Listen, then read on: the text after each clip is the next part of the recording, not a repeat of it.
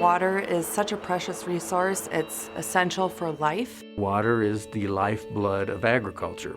Our supplies are limited, and they're stretched between agriculture, which is our major diverter of water in Colorado, also municipal and industrial uses, as well as environmental and recreational uses. Agriculture is between the second and third largest contributor to the Colorado economy. It's probably one of the bigger employers and economic drivers to the state. Colorado is facing a water shortage, or gap as we call it. Right now in Colorado, we have just over 5 million people living in our state, and that number is supposed to grow to about 9 million people by the year 2050. In order to accommodate all these new people, we need to find new water supplies. When we look at agriculture as an industry in Colorado, we know that it has a target on its back.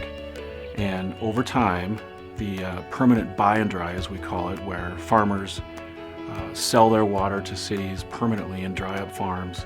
That has been happening, and that is sort of the status quo water plan. If we did nothing, if we just kept operating under the status quo, 2.5 million people would have their water needs unmet.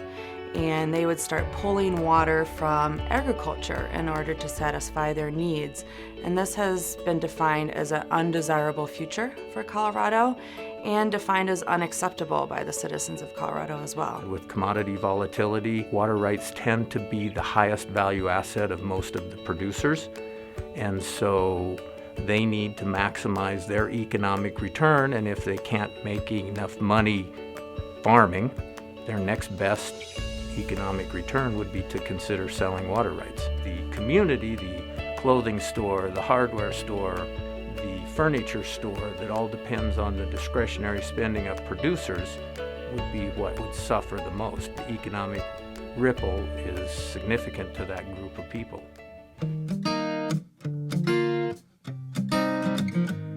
The water plan is intended to try to address that gap and come up with collaborative solutions that Coloradans can rally around and find a way to make sure that we're looking out for our water future. There's a lot of creative solutions and collaborations going on right now to figure out how to solve this crisis between water supplies for urban, environmental, and agricultural uses. Every conversation starts with conservation, and I think that's one of the obvious touch points in the plan. Storage is part of the underlying solution for all of these various options. So without storage, we lose a very viable way to handle and manage our water for the future. There are ideas with deficit irrigation, water cooperatives, water banking, lots of ideas that are being pursued right now, all of which hold promise, but none of which are the single silver bullet.